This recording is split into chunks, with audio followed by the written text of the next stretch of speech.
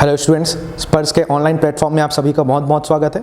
और दोस्तों, जैसा कि पिछले वीडियो में मैंने आपको बताया था कि आगामी हमारी जो वीडियो होगी उसमें मैं आपसे छत्तीसगढ़ के पिछले मतलब कि वर्ष 2022 के महत्वपूर्ण योजनाओं के ऊपर मैं आपसे चर्चा करूंगा। ठीक है, तो आज के वीडियो में हम दिसंबर 2022 से लेकर पीछे की ओर हम आगे बढ़ेंगे, लेटेस्ट से पीछे की ओर आगे बढ़ेंगे। तो दिसंबर 2022 से लेकर लगभग हम मई 2022 तक की योजनाओं को आज के वीडियो में हम कवर करने वाले हैं। ठीक है, और इसमें मैंने आपको बताया था कि कुछ महत्वपूर्ण छत्तीसगढ़ की योजनाएं होंगी, ज़्यादातर महत्वपूर्ण योजनाएं जो हैं छत्तीसगढ़ की होंगी, और कुछ ऐसी योजनाओं की भी हम चर्चा करेंगे जो केंद्र सरकार के द्वारा संचालित किए गए हैं, जिसका राज्य के अंदर भी व्यापक प्रभाव दिखाई आपको दिया हुआ है। ठीक है, तो चलिए आज के वीडियो की चर्चा को हम आगे बढ़ाते हैं। और आज हमारे वीडियो में सबसे पहले चर्चा का जो विषय रहेगा वो है आपका आज़ादी से अंत्योदय तक अभियान। ठीक है, ये सभी यहाँ पे आप देख पा रहे हैं, आज़ादी से अंत्योदय तक अभियान, इसके बारे में हम चर्चा करने वाले हैं। तो आप सभी ने सुना होगा कि आज़ादी के 75वें वर्षगांठ के मौके पर हम सभी जो है धूमधाम से क्या मना रहे हैं, सरकार ने धूमधाम से क्या मनाया है, आज़ादी का अमृत महोत्सव। ठीक है, ये जो महोत्सव है लगभग 1 साल चलेगा, ऐसा सरकार ने कहा है। और इसी दौरान में आज़ादी से अंत्योदय तक अभियान चलाया गया था। क्या चलाया गया था? आज़ादी से अंत्योदय तक अभियान। आपसे पूछेगा किसके तहत चलाया गया था, तो आप बिल्कुल जवाब देंगे AKAM। ठीक है, इसको क्या बोला गया? आज़ादी का अमृत महोत्सव। अब हम चर्चा करते हैं कि आखिरकार ये है क्या। देखिए, 75वीं वर्षगांठ है, तो हर एक डेटा हमारा किस में चल रहा है? 75 में चल रहा है। आप सभी को याद होगा कि रामसर साइट्स भी उसी समय क्या हुए थे? 75 हुए थे। तो है क्या एक्चुअल में यहाँ पे आज़ादी का अंत्योदय अभियान के तहत जितने भी स्वतंत्रता सेनानी हैं उन सभी के द्वारा दिए गए बलिदानों को लोगों तक पहुंचाने का ये क्या है? एक प्रकार का प्रयास है। इसलिए सरकार ने क्या किया हुआ है? पूरे भारत देश के 75 जिलों का चयन किया हुआ है। क्या किया हुआ है? पूरे भारत देश के 75 जिलों का चयन किया गया है। उन 75 जिलों में से स्वतंत्रता सेनानियों का चयन किया गया है, उनके जन्म स्थान का चयन किया गया है, जहाँ पे उनका जिस गाँव में उनका जन्म हुआ था, और उन गाँवों में 9 केंद्रीय मंत्रालयों की 17 योजनाओं को पहुँचाने का लक्ष्य रखा गया है। ठीक है, इसको हम यहाँ पे समझते हैं। पूरे भारत देश की अगर आप बात करो तो भारत देश के 28 आपके स्टेट प्लस यूनियन टेरिटरी से आपके 75 डिस्ट्रिक्ट्स का चयन किया गया है। किसका चयन किया गया है? 75 डिस्ट्रिक्ट्स का चयन किया गया है। और इन 75 डिस्ट्रिक्ट्स में आपके 9 सेंट्रल मिनिस्ट्रीज, ठीक है, 9 केंद्रीय मंत्रालयों के 17 स्कीमों का एप्लीकेशन किया जाएगा, एग्जीक्यूशन यहाँ पे किया जाएगा। ये चीज़ मैं यहाँ पे लिख देता हूँ, तो ये आपको बिल्कुल ध्यान में रखना है। 28 राज्य और केंद्र शासित प्रदेश के 75 जिलों का चयन किया गया है। इन 75 जिलों में 9 केंद्रीय मंत्रालयों के 17 योजनाओं का इंप्लीमेंटेशन किया जाएगा। ठीक है, एक चीज और यहाँ पे आप ध्यान रखिएगा कि इन 75 जिलों से कितने स्वतंत्रता सेनानियों का चयन किया गया है, तो वो जवाब होगा आपका कितना? 99 फ्रीडम फाइटर्स का इसमें जो है चयन किया गया है।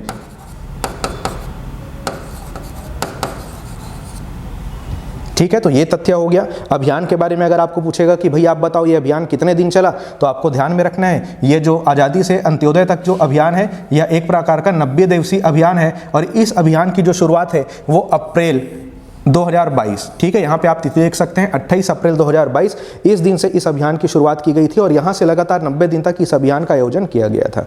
ठीक है, अब हमारे लिए इंपॉर्टेंट क्या है कि छत्तीसगढ़ राज्य से क्या किसी स्वतंत्रता सेनानी का चयन किया गया था क्या? अगर किया गया था तो उनका जो जन्म है कौन से गाँव में हुआ था, उनकी जन्म तिथि क्या है, इनके बारे में हम लोग जानेंगे।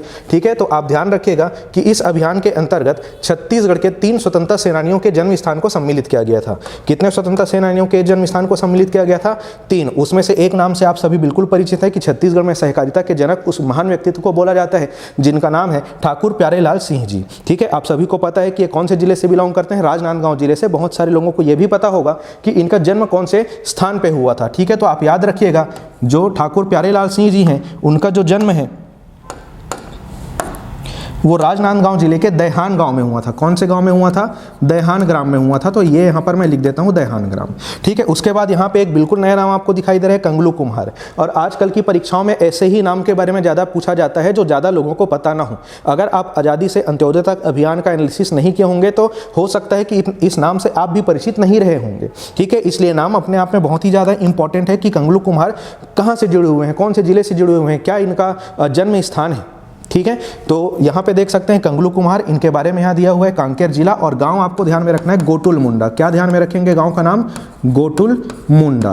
ठीक है। उसके बाद में तीसरा जो नाम है यहाँ पे आप सभी बिल्कुल भली भांति परिचित होंगे, बाबू छोटेलाल श्रीवास्तव धमतरी जिले से आते हैं और धमतरी जिले के कंडेल ग्राम में इनका जन्म हुआ था। ठीक है, कौन से ग्राम में? कंडेल ग्राम में इनका जन्म हुआ था। ठीक है, तो ये सब हो गया कौन सा? इनके जन्म स्थान के बारे में। अब हम ये देखेंगे कि इनकी जन्म तिथि क्या है, वो भी जानना हमको जरूरी है। तो जन्म तिथि बिल्कुल यहाँ पे आप देखिएगा, ठाकुर प्यारेलाल सिंह जी की जन्म तिथि है 21 दिसंबर, क्या याद रखेंगे?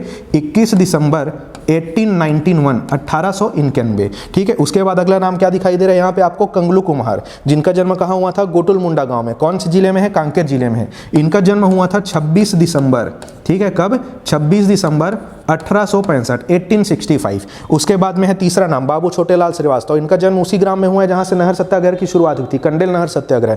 ठीक है, इनका जन्म तिथि आपको ध्यान में रखना है 28 फरवरी। क्या ध्यान में रखेंगे? 28 फरवरी 1889। ठीक है, तो ये 3 स्वतंत्रता सेनानी थे जिनका जो चयन है, जो छत्तीसगढ़ राज्य से बिलोंग करते हैं, इनका चयन कहाँ किया गया था? आज़ादी के अमृत महोत्सव के तहत जो अभियान चलाया गया था, जिसका नाम क्या था हमारा? आज़ादी से अंत्योदय तक अभियान चलाया गया था। इसमें इन 3 स्वतंत्रता सेनानियों का चयन किया गया था। तो ये 3 नाम आपको याद रखना बहुत ही इंपॉर्टेंट है। ठीक है, तो ये थी हमारा आज का पहला योजना या अभियान जो आप कहना चाहें। अब हम आगे बढ़ते हैं मूलतः छत्तीसगढ़ की इंपॉर्टेंट योजनाओं की ओर, और यहाँ पे आप देख पा रहे हैं ग्रामीण औद्योगिक पार्क।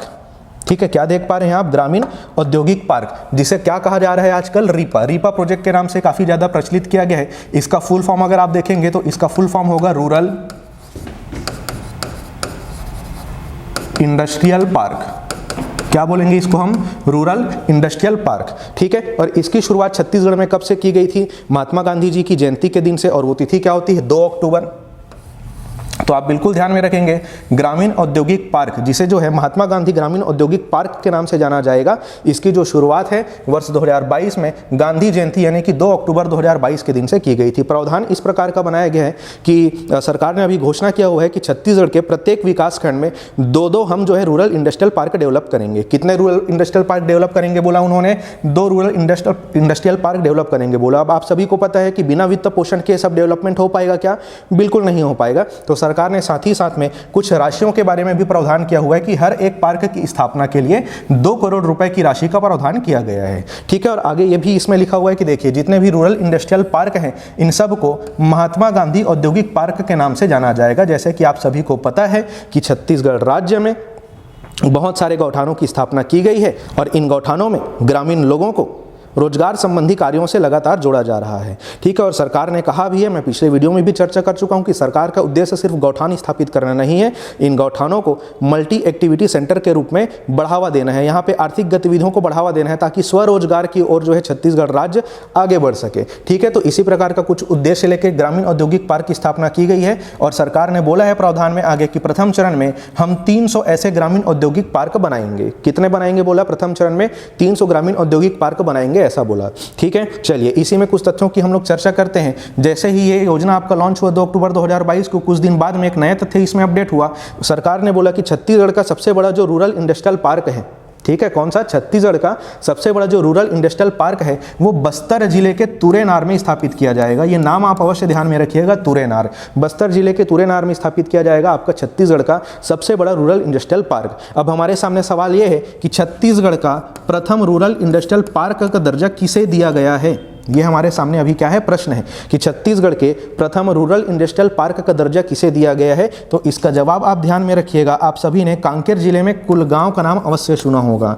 ठीक है, ये गांव का नाम है आपका कुलगांव, ये होता है आपका कांकेर जिले में। कांकेर जिले के एक गौठान को छत्तीसगढ़ के प्रथम महात्मा गांधी ग्रामीण औद्योगिक पार्क, जिसे हम रीपा के नाम से पढ़ रहे हैं, इसकी मान्यता दे दी गई है। इस कुलगांव के बारे में आपका खास बात यह है कि इस कुलगांव को गांधी ग्राम की संज्ञा दी जाती है। की संज्ञा दी जाती है? गांधी ग्राम की संज्ञा दी जाती है।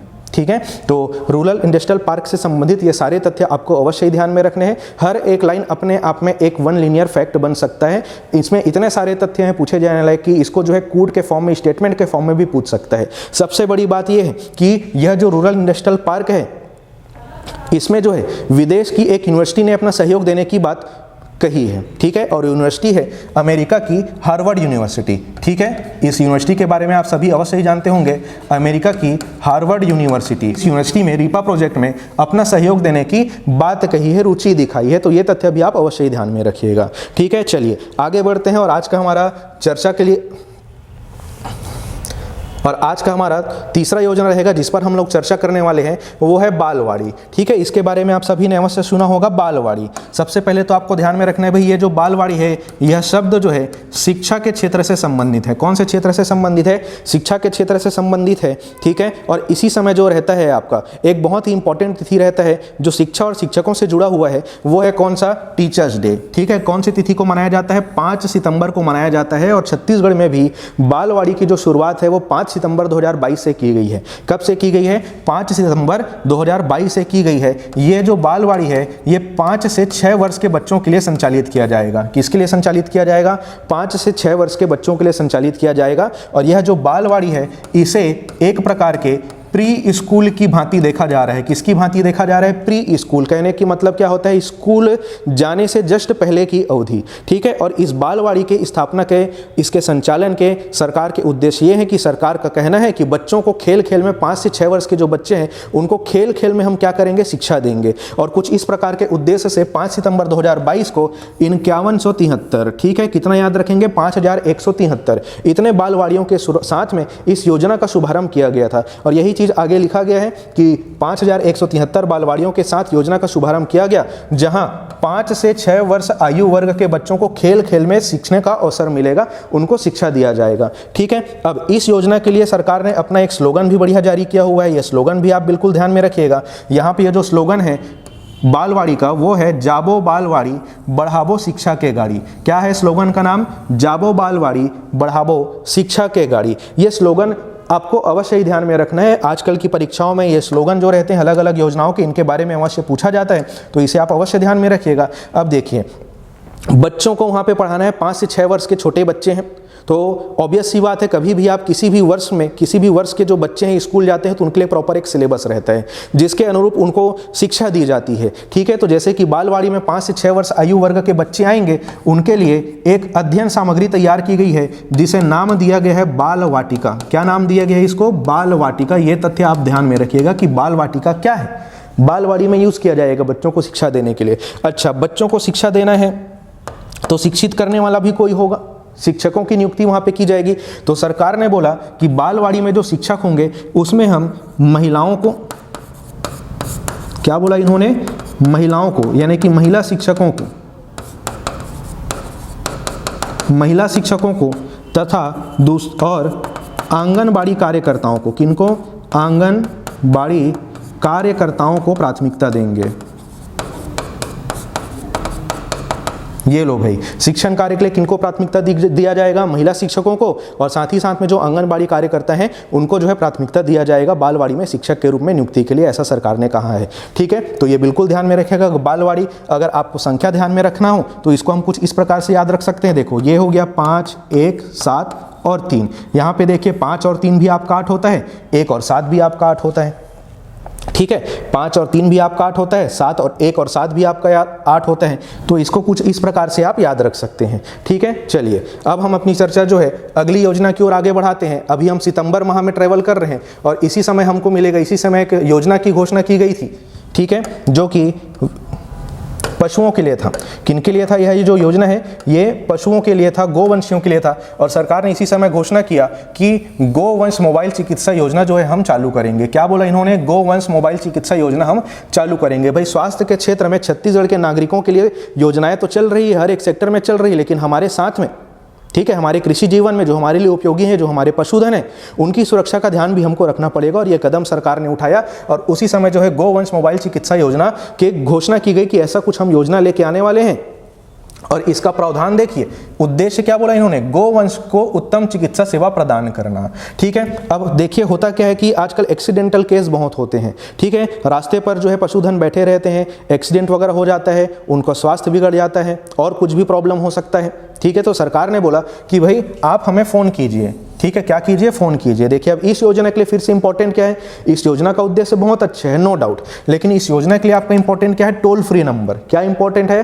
Toll free number. तो टोल फ्री नंबर आप अवश्य ध्यान में रखिएगा, 1962 1962। ठीक है, क्या ध्यान में रखेंगे, 1962 टोल फ्री नंबर है, किसके लिए, गोवंश मोबाइल चिकित्सा योजना के लिए। और इसके लिए जो देखिए टोल फ्री नंबर है तो ऑब्वियस सी बात है कि आपको कॉल अटेंड करने के लिए प्रॉपर एक पूरा का पूरा सिस्टम बनाना पड़ेगा। तो रायपुर के पंडरी में, कहां पे, रायपुर के पंडरी में जो संयुक्त संचालक पशु चिकित्सा सेवा कार्यालय है, इसके परिसर में एक कॉल सेंटर की स्थापना की गई है।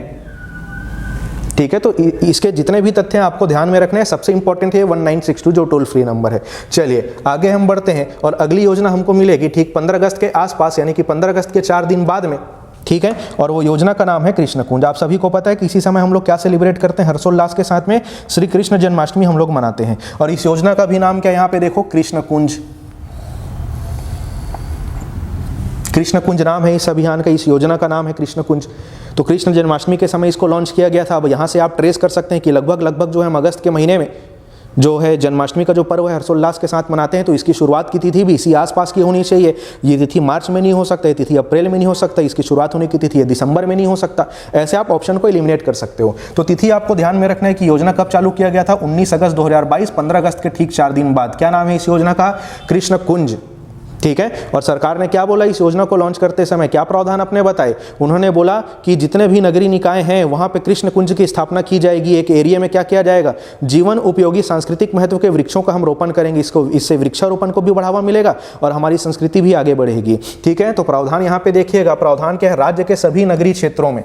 ठीक है, ध्यान रखिएगा यह जो योजना है अभी शुरुआती तौर पर छत्तीसगढ़ के केवल नगरीय निकायों में लागू है। कहां पे लागू है, ये छत्तीसगढ़ के नगरीय निकायों में जो है लागू है। यहां पे बोला राज्य के सभी नगरीय क्षेत्रों में कृष्ण कुंज विकसित किए जाएंगे और कृष्ण कुंज में बरगद, पीपल, नीम और कदम जैसे और भी जितने भी सांस्कृतिक महत्व के जीवनोपयोगी वृक्ष रहते हैं इनका रोपण किया जाएगा। बोला वृक्षारोपण को भी बढ़ावा मिल रहा है, यहाँ पे सांस्कृतिक वैल्यूज भी हमारे आगे बढ़ रहे हैं। ठीक है, इस स्लोगन के बारे में अभी मैं आपसे चर्चा आगे करूंगा। अभी जो हम तिथि की चर्चा कर रहे थे, उद्देश्य की चर्चा कर रहे थे, उसको यहाँ पे देखते हैं कि कृष्ण जन्माष्टमी के दिन जो है कृष्ण कुंज का लोकार्पण जो है 19 अगस्त को किया गया था। और क्या किया गया, यहाँ पे वृक्षारोपण किया गया। तो अब हमारे पास में सवाल ये है कि भाई 19 अगस्त को क्या सभी नगरीय निकायों में कृष्ण कुंज की स्थापना कर ली गई थी क्या, तो बिल्कुल ऐसा नहीं है। जैसा कि अभी मैंने आपको बताया कि विस्तार के बारे में अगर हम चर्चा करें तो इसका जो विस्तार है वर्तमान स्थिति में 170 नगरीय निकायों में है। लेकिन 19 अगस्त 2022 को जब इस योजना की शुरुआत हुई थी तो केवल 142 कृष्ण कुंज से इसका शुभारंभ किया गया था। कितने से,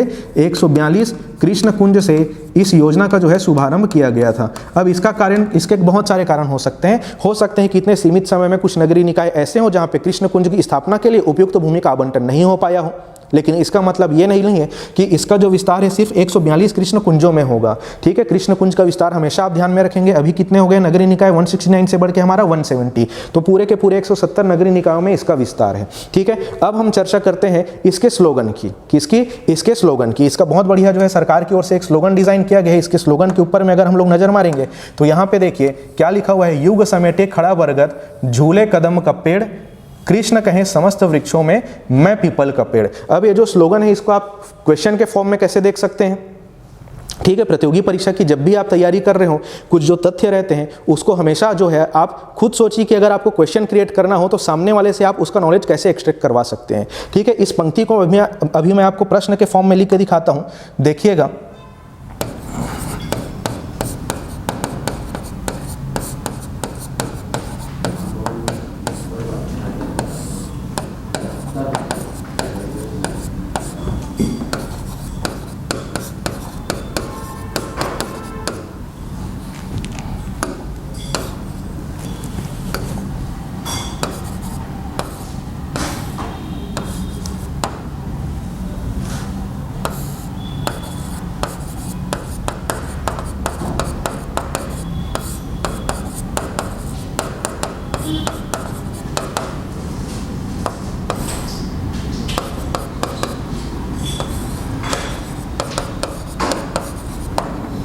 ये लो भाई, कुछ इस प्रकार से इसको प्रश्न के फॉर्मेट में पूछ सकता है। ठीक है जी, ये जो स्लोगन है उसमें कुछ कीवर्ड्स हैं, उस कीवर्ड्स को क्या करेगा, जो क्वेश्चन बनाने वाला है कुछ कीवर्ड्स को यहाँ से मिस कर दिया और उसके बारे में आपको पता लगाना रहेगा। अब ये प्रश्न आप तभी बना पाओगे जब आपको ये स्लोगन याद होगा। ठीक है, इस स्लोगन में कुछ कीवर्ड्स हैं। देखिए यहाँ पे क्या आएगा, युग समेटे खड़ा, कौन सा पेड़ है भाई, यहाँ पे बरगद आएगा। क्या आएगा, यहाँ पे बरगद आएगा। तो सबसे पहले फिल इन द ब्लैंक्स में आपको ये ऑप्शन देखना है। उसके बाद में क्या लिखा हुआ है, झूले कदम्ब का पेड़। ठीक है, युग समेटे खड़ा बरगद, झूले कदम का पेड़।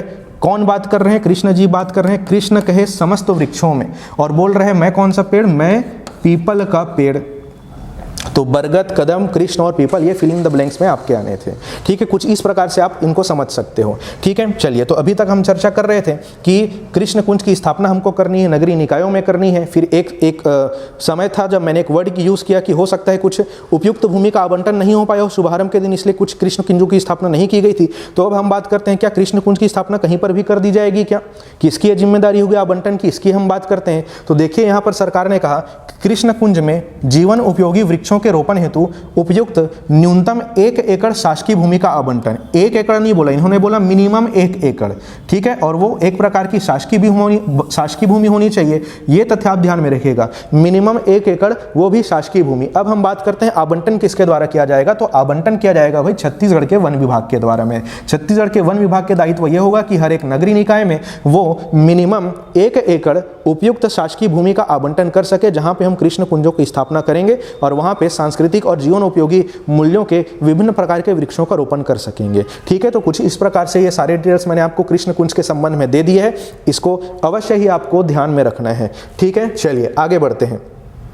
अभी हम अगस्त माह में ट्रेवल कर रहे हैं और इसी समय जो है रायपुर शहर में एक बहुत बड़ी मुहिम चलाई गई थी जिसका नाम है सुनो रायपुर मुहिम। क्या नाम है इसका? सुनो रायपुर मुहिम। रायपुर पुलिस के द्वारा में इसको चलाया गया था रायपुर और इसके आसपास के क्षेत्र में। सबसे पहले तो आपको ध्यान में रखना है कि यह जो मुहिम है यह साइबर अवेयरनेस के लिए था। किसके लिए था?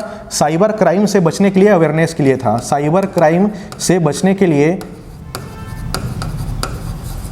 ठीक, तो इसको ध्यान में रखिएगा। शुरुआत इसकी की गई थी 15 अगस्त 2022 से। उद्देश्य यहाँ पे लिखा हुआ है कि साइबर क्राइम के बारे में लोगों को जागरूक करना। जैसे कि आप सभी को पता है, अखबारों में लगातार खबरें आते रहती है कि अगर हम बात करें कि छत्तीसगढ़ के कितने लोग जो हैं ऑनलाइन ठगी का शिकार हो रहे हैं, साइबर क्राइम का शिकार हो रहे हैं, अगर पूरे देश में अगर आप रैंकिंग निकालोगे तो टॉप 10 में आपको छत्तीसगढ़ मिलेगा। ठीक है, छत्तीसगढ़ के बहुत ज़्यादा लोग जो हैं अवेयरनेस नहीं होने के कारण में साइबर ठगी का, साइबर क्राइम का शिकार हो रहे हैं और ये लगातार दिन ब दिन बढ़ रहा है। तो ऐसे में रायपुर पुलिस ने दायित्व उठाया कि लोगों को हम साइबर क्राइम के पैटर्न के बारे में बताते हैं ताकि लोग जो हैं इसके अपराधियों के पैटर्न को समझ सकें और अपराधियों का शिकार बनने से स्वयं को वो बचा सकें। तो उन्होंने क्या किया कि भाई इस प्रकार का आजकल क्राइम का पैटर्न चल रहा है, आपको फ़ोन आएगा, आपका बैंक डिटेल मांगेगा, आपके ATM का पिन मांगेगा, ठीक है, आपका आधार कार्ड अपडेट करवाने का बात कहेगा। सब विभिन्न प्रकार के पैटर्न के बारे में बताया और उससे जो है एक अवेयरनेस क्रिएट हुआ लोगों में। और इस अभियान के चलने के 2 महीने के बाद में रिपोर्ट आया हुआ था कि इस अभियान के चालू होने के बाद में साइबर क्राइम के रेट में कमी आई हुई है। ठीक है, तो इसका जो अभियान था, इस अभियान का रिजल्ट हमको क्या दिखाई दिया? पॉजिटिव दिखाई दिया, इसलिए हमको इसके बारे में पढ़ना पड़ रहा है। ठीक है, तो ये चीज़ आप अवश्य ध्यान में रखिएगा कि ये जो सुनो रायपुर मुहिम है ये किसके लिए चलाया गया था? तो साइबर क्राइम के बारे में लोगों को अवेयर करने के लिए चलाया गया था। ठीक है, चलिए अब अगस्त के बाद में हम लोग सीधे बात करते हैं मई 2022 की। किसकी हम बात करेंगे? मई 2022 की। तो मई 2022 में योजनाओं के क्षेत्र में 3 बहुत बड़ी घटनाएं हुई हैं। ये 3 बहुत बड़ी योजनाएं जो हैं लॉन्च की गई है और उन 3 बड़ी योजनाओं का नाम है आपका, सबसे पहले एक है आपका मुख्यमंत्री मितान योजना। क्या नाम है? मुख्यमंत्री मितान योजना। फिर इसी दिन जो है एक और योजना लॉन्च की गई थी, उसका नाम है मुख्यमंत्री श्रमिक सियान सहायता योजना।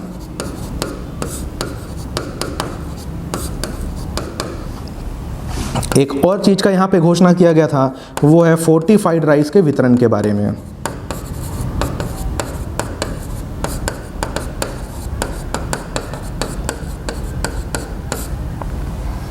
ठीक है, ये 3 बड़ी चीज़ों को आपको ध्यान में रखना है जो मई 2022 के संबंध में है। इसमें से ऑलरेडी जो है पिछले वीडियो में मैं आपको मुख्यमंत्री मितान योजना का तो एक मैंने अलग से काफ़ी डिटेल में वीडियो बनाए हुए हैं, उसका लिंक आपको डिस्क्रिप्शन में मिल जाएगा इस वीडियो को, वहाँ से उसको देखिएगा क्योंकि ये जो है बहुत बड़ी योजना है।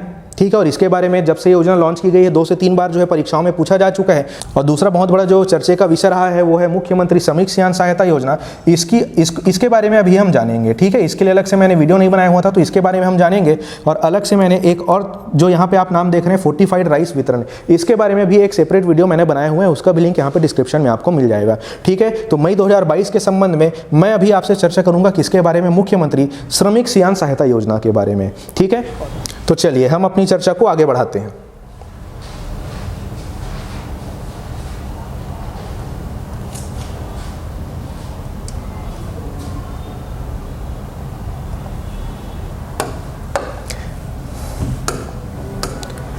चलिए, ये रहा हमारा मुख्यमंत्री श्रमिक सियान सहायता योजना। जैसा कि आप सभी को पता है कि शुरुआत इसकी कब की गई है, 1 मई 2022 को, ठीक है। 1 मई 2022 को क्या रहता है, इंटरनेशनल लेबर्स डे, ठीक है, अंतर्राष्ट्रीय मजदूर दिवस। तो ये आप ध्यान में रखिएगा, अंतर्राष्ट्रीय मजदूर दिवस के दिन से मुख्यमंत्री श्रमिक सियान सहायता की योजना की शुरुआत की गई थी। तिथि था आपका 1 मई 2022। अब आपने निर्माण श्रमिकों के संबंध में छत्तीसगढ़ भवन सन्निकार एवं कर्मकार मंडल का नाम अवश्य ही सुना होगा, ठीक है। होता क्या है कि इस मंडल के अंतर्गत जितने भी निर्माण श्रमिक पंजीकृत होते हैं, ठीक है, उनका जो सदस्यता है 60 वर्ष की आयु पूर्ण होने पर स्वतः ही समाप्त हो जाते हैं। कहने का मतलब 60 वर्ष में जितने भी निर्माण श्रमिक हैं जिनका रजिस्ट्रेशन इस भवन सन्निकार कर्मकार मंडल के अंतर्गत में है, वो सेवानिवृत्त हो जाते हैं 60 वर्ष की आयु में, ठीक है। तो ऐसे निर्माण श्रमिक जो उक्त धारा के अंतर्गत मंडल की सदस्यता से निवृत्त होने वाले हैं, कहने का मतलब जिनकी सेवानिवृत्ति होने वाली है, उन्हें सेवानिवृत्ति के पूर्व बेहतर जीवन यापन के उद्देश्य से सहायता राशि देने के लिए इस योजना की शुरुआत की गई थी। प्रावधान क्या है, ऐसे सभी पात्र हितग्राही, ठीक है, पात्र हितग्राहियों की कुछ क्राइटेरिया, इसके बारे में हम चर्चा करेंगे। प्रावधान में कहा गया है कि ऐसे सभी निर्माण श्रमिक जो इस योजना का लाभ लेने के पात्र हैं, उन सभी को 10,000 रुपये की जो राशि है एक मुश्त दी जाएगी। ये पहले की घोषणा थी, ठीक है, 10,000 रुपये की राशि दिया जाएगा, ये पहले का घोषणा था।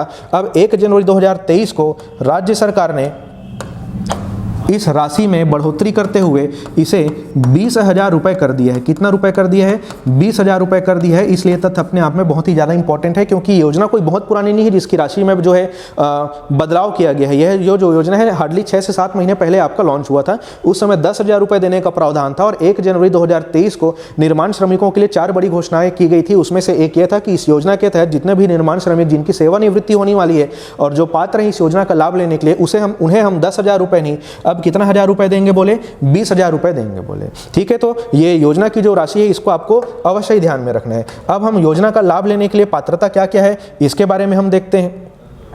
तो सरकार ने बोला कि इस योजना का लाभ लेने के लिए 2 से 3 पात्रता है। उसमें से एक ये है कि अगर आप इस योजना का लाभ लेना चाह रहे हैं तो पिछले 3 वर्षों से, ठीक है, पिछले 3 वर्षों से निर्माण श्रमिक के रूप में आपका इस मंडल के अंतर्गत में रजिस्ट्रेशन होना चाहिए। रजिस्टर्ड निर्माण श्रमिक आप यहाँ से होने चाहिए, और वो भी कितने, विगत 3 वर्षों से, मिनिमम 3 साल से आपका रजिस्ट्रेशन होना चाहिए। दूसरा इन्होंने बोला, योजना के अंतर्गत हितग्राही की जो न्यूनतम आयु है वो 59 वर्ष एवं अधिकतम जो आयु है 60 वर्ष ही होनी चाहिए, ठीक है। योजना का लाभ लेने के लिए एज का जो रेंज है वो क्या बताया गया है, 59 ईयर टू 60 ईयर। देखिए दोनों वर्ष के बीच में कोई भी गैप नहीं है, 59 और 60, ना 59 से पहले ना 60 के बाद।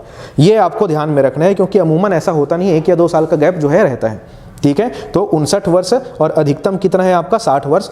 इस आयु वर्ग के ऐसे निर्माण श्रमिक जिनका जो रजिस्ट्रेशन है विगत 3 वर्षों से निर्माण श्रमिक के रूप में इस मंडल के अंतर्गत है, वे सभी इस योजना का लाभ ले सकते हैं। और ऐसे सभी पात्र श्रमिकों का अगर सेवानिवृत्ति होता है तो उन्हें अब कितना 1,000 रुपये दिया जाएगा, 20,000 रुपये दिया जाएगा, ताकि वो अपना बेहतर जीवन यापन आगे कर सकें, ठीक है। और यह जो मंडल है जिसका नाम है भवन सन्निकार एवं कर्मकार मंडल, जो है निर्माण श्रमिकों के लिए समय समय पर अच्छी योजनाएं लेकर आते रहती है। इसलिए भवन सन्निकार कर्मकार मंडल के अध्यक्ष का नाम याद रखना आपको बहुत जरूरी है। और इस मंडल के अध्यक्ष का नाम है सुशील सन्नी अग्रवाल जी, ठीक है। इनका जो नाम है आप अखबारों में लगातार पढ़ते रहे होंगे, ठीक है। और यह नाम काफ़ी महत्वपूर्ण है, सुशील सन्नी अग्रवाल, जो कि छत्तीसगढ़ भवन सन्निकार एवं कर्मकार मंडल के क्या है, अध्यक्ष हैं। इसलिए आप इनका नाम अवश्य ध्यान में रखिएगा, ठीक है दोस्तों। तो मई 2022 तक की योजनाओं का पूरा चर्चा हमने कर लिया है। और आने वाले वीडियो में मैं आपसे मई 2022 से पहले और पिछले दिसंबर 2021 तक जितनी भी छत्तीसगढ़ सरकार की महत्वपूर्ण योजनाएं हैं इनके बारे में आपसे चर्चा करूंगा। और इसके अलावा जो अभी लेटेस्ट में जो सरकार की योजनाएं लॉन्च हो रही हैं उन सब का अध्ययन करने के लिए डिस्क्रिप्शन में दिए गए लिंक से आप हमारे टेलीग्राम चैनल से जुड़ जाइए। समय समय पर इनके बारे में मैं आपको वीडियो के माध्यम से जानकारी देता रहूँगा, लेकिन आपका काम है करेंट अफेयर्स को रोजाना पढ़ना। तो डेली पेपर कट के माध्यम से सुव्यवस्थित तरीके से अगर आप करंट अफेयर्स पढ़ना चाहते हैं तो डिस्क्रिप्शन में दिए गए लिंक से हमारे टेलीग्राम चैनल से अवश्य जुड़िए। ठीक है, तो आज की वीडियो को यहीं समाप्त करते हैं। मिलेंगे आपसे अगले वीडियो में, तब तक के लिए धन्यवाद।